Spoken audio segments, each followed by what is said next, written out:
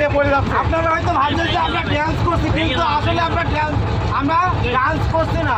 আসলে দেখেন এগুলো আসলে অত্যন্ত দুঃখজনক ব্যাপার এটা, যে আমরা কিন্তু না বুঝে বাল পাকামো করে চলে এসেছি। এটা দণ্ডনীয় অপরাধ। আর এই দেখেন আমাদের ট্রলারটা কি পরিমাণে রোলিং হচ্ছে, একদম মনে হচ্ছে যেন ঢেউয়ের আশায় একদম তলায় চলে যাবে। দেখেন কি একটা অবস্থা, আমি একদম নাজেহাল হয়ে গেছি। দেখেন ট্রলারের যে ইয়েগুলো আছে, মানে আমরা এখন সবাই কিন্তু ট্রলারের ভিতরে অবস্থান করছি, কারণ ভয়াবহ অবস্থা। এই ভয়াবহ অবস্থা থেকে আমাদের এখন আল্লাহ ছাড়া কেউ রক্ষা করতে পারবে না। আমরা দেখেন এর মুখটা মাথা দেখেন মুখ শুকিয়ে গেছে একদম। আর ওইদিকে সাধারণ বসে আছে ভিতরে, সবরা ভিতরে আছে, মানে সুলাইমান ভাইও ভিতরে চলে এসেছে। সাংঘাতিক একটা মানে কি বলবো, আমরা এক প্রকারের সারাদিন ভিজতে বেরিয়ে এসেছি, আবারও সেই ভিতার অবস্থা কি বলবো। তার ভিতরেও আমাদের কিন্তু ভিডিও করা থেমে নেই। আমাদের সুলাইমান ভাই অনবরত ভিডিও করে যাচ্ছে, কিন্তু আমার তো জানে পানি থাকছে না। মানে কি বলবো রে ভাই, আপনারা যারা সুন্দরবনে আসতে চান অবশ্যই আবহাওয়া দেখে আসবেন, আমাদের মতো এই ভুল জীবনে যেন করবেন না। নাকি আপনি কি বলেন ভাই? না ভাই, আসলে অত্যন্ত দুঃখজনক ব্যাপার এটা, যে আমরা কিন্তু না বুঝে বাল পাকামো করে চলে এসেছি। এটা দণ্ডনীয় অপরাধ। আর এর জন্য দায়ী সম্পূর্ণ সম্রাট। আসলে সম্রাট সম্পূর্ণ করে দায়ী।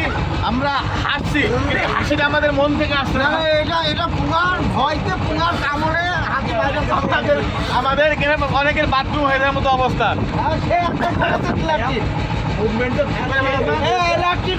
কিন্তু আমাদের রায়হান উপরে হতে হারিয়ে যায়, ওর বর্গ আমার কি দেখেন আমরা কিন্তু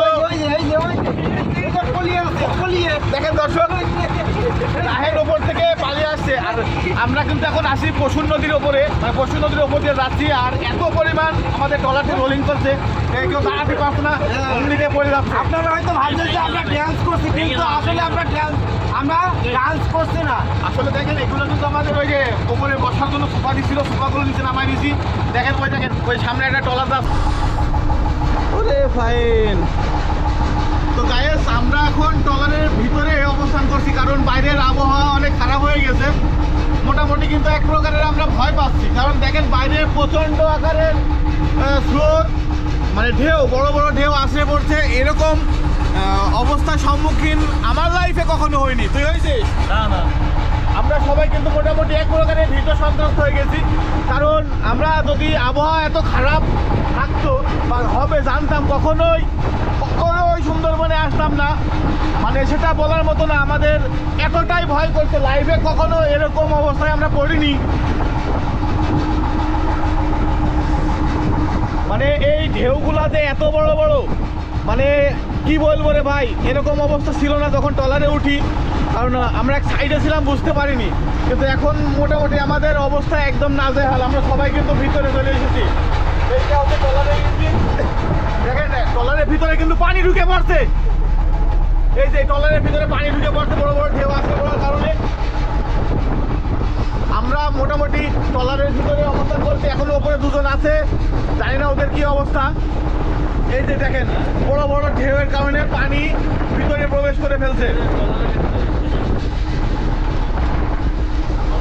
এই দেখেন আমাদের ট্রলারটা কি পরিমাণে রোলিং হচ্ছে, একদম মনে হচ্ছে যেন ঢেউয়ের আশায় একদম তলায় চলে যাবে। দেখেন কি একটা অবস্থা। আমরা কিন্তু এক প্রকারের ভয় পাচ্ছি, কিন্তু দেখেন আমাদের সবার অবস্থা একদম বিপর্যস্ত হয়ে গেছে। আর কিছুক্ষণ গেলেই কিন্তু আমরা কিনারে চলে যাবো, আল্লাহ মাফ করুক। আর কখনো এরকম ভাবে ট্রলার নিয়ে আমরা ভ্রমণে আসবো না। আবহাওয়া ভালো হলে আসবো, না হলে আসবো না। আল্লাহ যাত্রায় রক্ষা করুক। আর কিছু দূর গেলে কিন্তু আমরা আমাদের লক্ষ্যে পৌঁছে যাবো।